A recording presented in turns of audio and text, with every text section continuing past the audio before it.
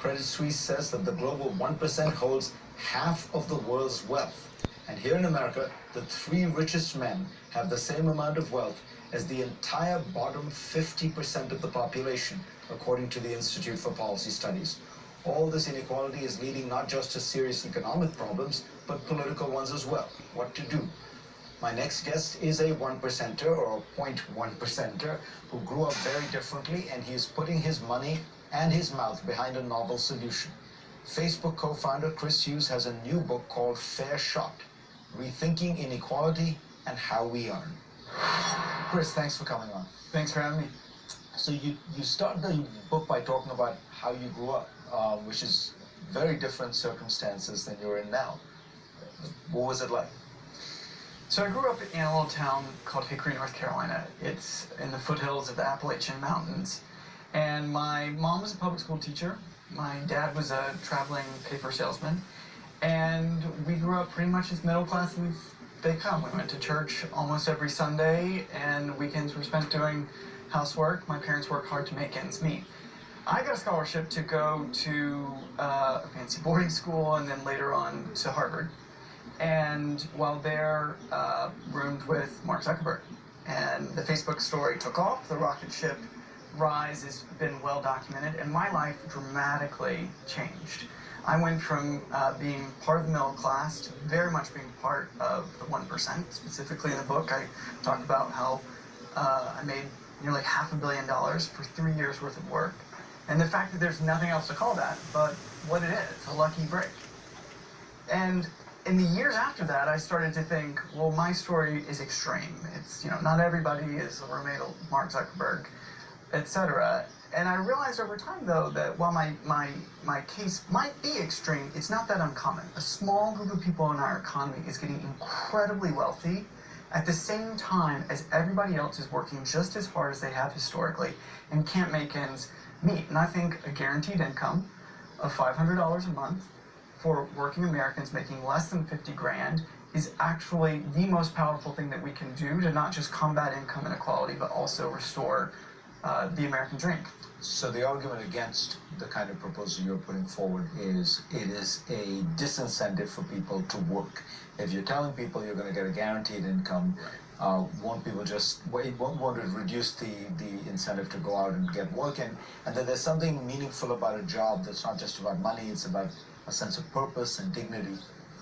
So I make the case in the book that jobs have changed so meaningfully in the United States that what we need to do is create an income floor to stabilize them.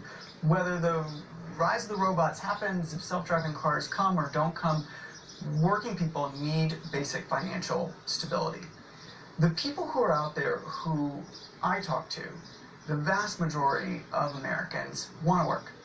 People find purpose in it, people find meaning in it, and it's something that I've heard on the road, the kind of people I grew up with. I think it's something that is shared in common. There's this myth of, young guys who just want to put up their feet and play video games, or the mythological welfare queen. And I think those are really myths that we create in order to propagate certain stories, draw lines and divide, and not actually think about what's happening in the country. So in my view, I do think that if you're working and you make less than 50K, a guaranteed income of $500 a month, so if you are married, so each person would get $500 a month, would stabilize your financial life. And the evidence shows, but you have to work. The evidence shows that people work just as much after getting the money as before. So the other argument is this will explode the budget deficit, that what you're describing is a very expensive program. I think there's no two ways about it. I think a guaranteed income is expensive. There are some who say we should go even bigger. There are some who say we should go smaller. What I think is reasonable is $500 a month, people making less than $50,000. That would be an additional $300 billion to the federal budget, which is very meaningful, but it is doable. The way I recommend that we pay for it is bringing rates on income above $250,000 into line with their historical averages, about 50%, and closing the most egregious other tax loopholes in the code. So just to give a contextual scale, the tax bill that got passed a few months ago is estimated to cost between $1.5 and $2 trillion. What I'm talking about, after you factor in economic growth, will cost more or less the same, a little bit more or less the same. So anybody who says to me, oh, this is too big of an idea, well, if it's not too big of an idea to cut rates on corporations in the 1%, then it shouldn't be too big of an idea to provide real economic opportunity to the people who need it most.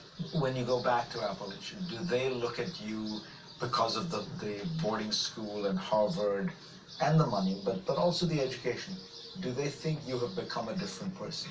I mean, my story is different from theirs. So I still feel a sense of connection to North Carolina, to my parents, to the family that I still have there. I mean, they're the kind of people I grew up with, you know, going to baseball games, hanging out after church with, potluck dinners, I mean, all the stuff that is part of growing up. So there's a connection there that, like I imagine for most people, is enduring.